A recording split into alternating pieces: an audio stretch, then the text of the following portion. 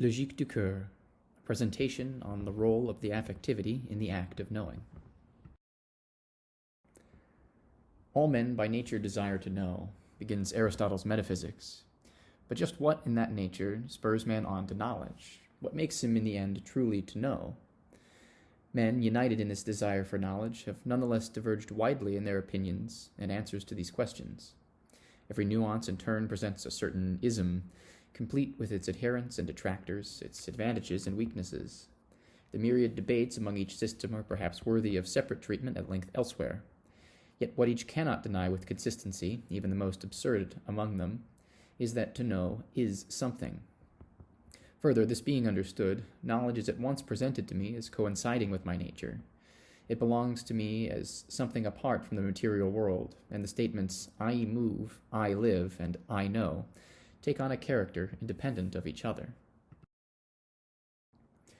During this short presentation, we will investigate this phenomenon of knowing as the active principle in the reply to the ancient question, Utrum Deus sit, does God exist?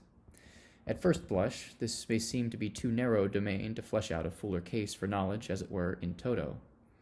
Yet this question will be important for our argument in three key ways.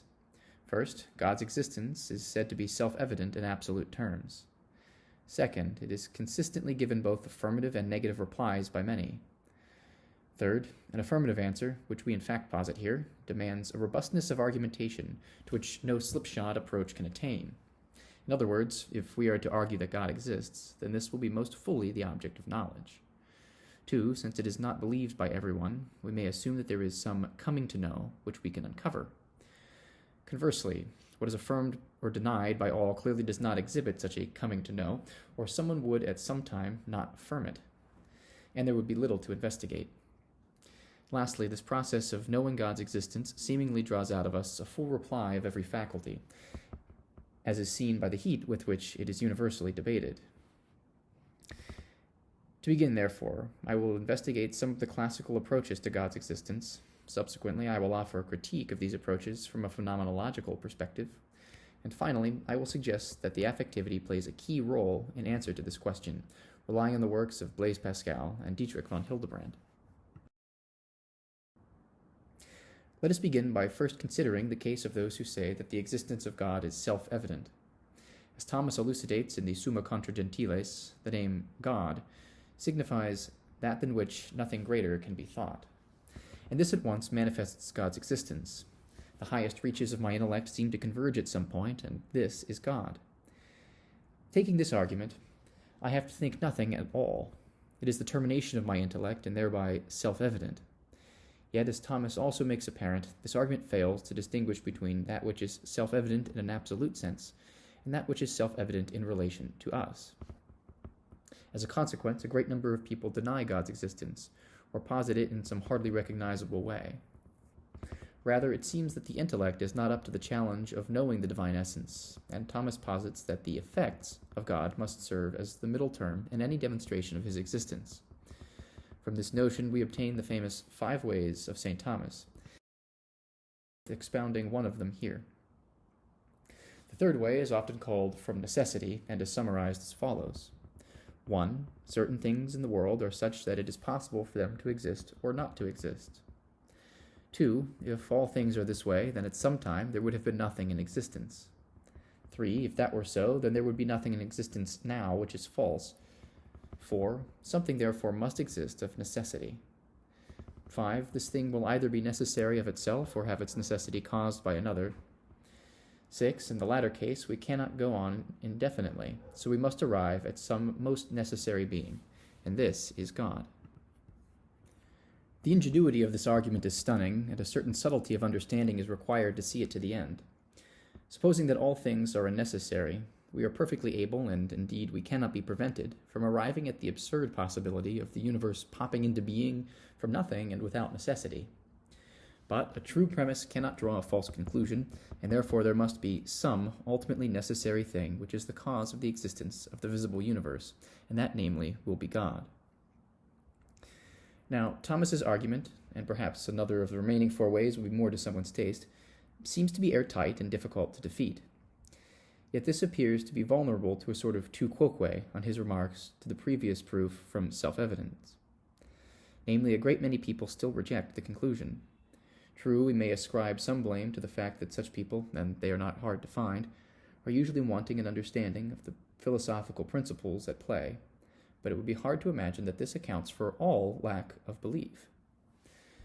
Similarly, in beginning from God's effects, we arrive at something which is beyond proportion to those effects, yet only inasmuch as he is the cause. We have arrived then at a bleak religion we might call the cult of the necessary being, which evidently contrasts starkly with the Catholic faith, and this is a common enough critique. It is hardly fair to saddle Thomas with this rebuttal by way of sabotaging his further project. By no means is this his ending point of his study of God. Rather, he has accomplished just what he has set out to do, give reasons for believing that God exists. In this way, he answers the rationalist on his own terms, giving an irrefutable rationale. Even, however, taking this rationale as the point of departure by which we come to know God, we are badly disadvantaged by having got nowhere beyond knowing him according to his effects. For this reason, it is unsurprising that many remain skeptical in spite of, so to speak, the evidence. On this basis, let us introduce the wager of Blaise Pascal given in his Pensées. The wager is an uncertain bet between the stakes of the true and the good, and reason and will. Our choice is to decide whether or not to believe the arguments for God's existence. Quite possibly, in the terms of the wager, God does not exist. If we believe he does, then we have squandered our reason on an absurdity. But if we do believe, we are saved from this. Or perhaps God does exist. Then, if we believe, we are given the rewards of heaven, else we are deprived of them. In wagering, we must shield ourselves from the worst loss and seek the best gain, if possible. In either case, we ought to believe. At worst, we damage our reason, but are shielded from eternal damnation. At best, we receive the infinite value of heaven. Now, this wager, too, has failed to convince many people, and indeed it is most maligned by believers. Let us not consider it, then, merely as a self-contained proof, but as a reply to the rationalist to whom we might address a 5 ways proof. The wager, unconvincing though it is similarly difficult to topple. We struggle to say just why it fails, though we feel strongly that it does. Instead, the wager challenges the rules of the game and calls into question the very act of knowing by depriving the rationalist of his one criterion, certainty. He may approach the 5 ways coldly, hoping to poke a logical hole in the framework. He is only dealing with the effects of God, which he can see and know by his experience. In the wager, there is no ironclad logic to confront, yet still we struggle to topple it. Von Hildebrand gives us a clue as to why in his opening to the When we read of the martyrdom of St. Stephen, we are confronted with a datum of striking grandeur. The saint's meekness and strength, his prayers for his murderers, and his forgiveness of them. We are transported to the specifically moral sphere, says von Hildebrand at the beginning of the Ethics. To put this again in Pascal's own terms, the heart has its reasons, which reason does not know. This is to say that there is more to the act of knowing than a mere giving of reasons. We need also the affectivity, that is to say, the heart. The terms of the wager, like a moment of great moral weight, defy and addle the operation of reason taken by itself. Eternal happiness is essentially incomprehensible and mathematically dubious, and in turn reason can handle it only distantly and without convincing itself. Subsequently, the affectivity may be considered in 2 key ways. First, in regards to its attainment and object, and second, concerning the actual having of knowledge in which knowing consists. The first point is apparent from what we have already said. In matters of the deepest weight, reason fails to speed us on towards knowledge, but the heart grasps terms even out to infinity. Though this grasp may be incomplete, nonetheless, their introduction into the soul and into knowing happens first through the heart. Hence, in these matters, von Hildebrand notes, it is the heart which is the most intimate part of the person, the real self. But this grasping of terms is not of a merely informational order. Rather, by invoking the real self, something of the order of knowing itself is manifest to me as a knower. Now, the heart and the affectivity of the human person seems to be divided into 2 parts, the lower of which has dominated contemporary theory, and thus the heart has been disregarded. Von Hildebrand notes that this lower level is inhabited by mere affective states, whether bodily ones, such as tiredness, or psychic ones, such as good humor or depression. And surely this cannot be the sort of thing we are describing here when we confront, at the highest level, the problems of God's existence. Rather, if our feelings, operative in the assessment of any rational argument, are to have real meaning, they must belong to the second layer of affectivity. In this layer, man places himself in contact with those things to which reason can attain only incompletely, as we have already noted. In so doing, however, man finds that these affective experiences, in the words of von Hildebrand, become fully ours. That is to say, they become ultimately valid expressions of our entire personality.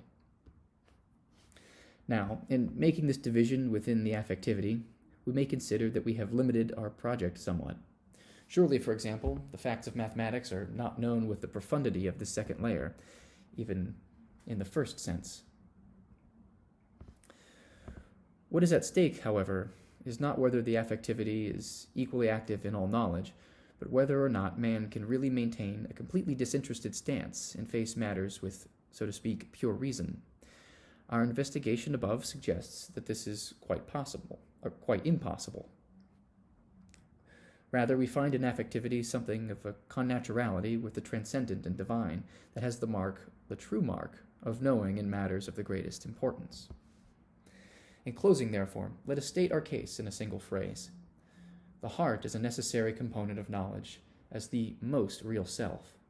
That is, the part that grasps terms beyond what is propositionally given according to isolated intellect. Further, we have also shown that the heart is the mechanism by which my knowledge is presented to me as true knowledge, something distinctly my own. It is for this reason that we have chosen to examine the question of God. For in this we find the fulfillment of the intellect, wherein reason falls silent, till the heart is moved to possess truth as its own.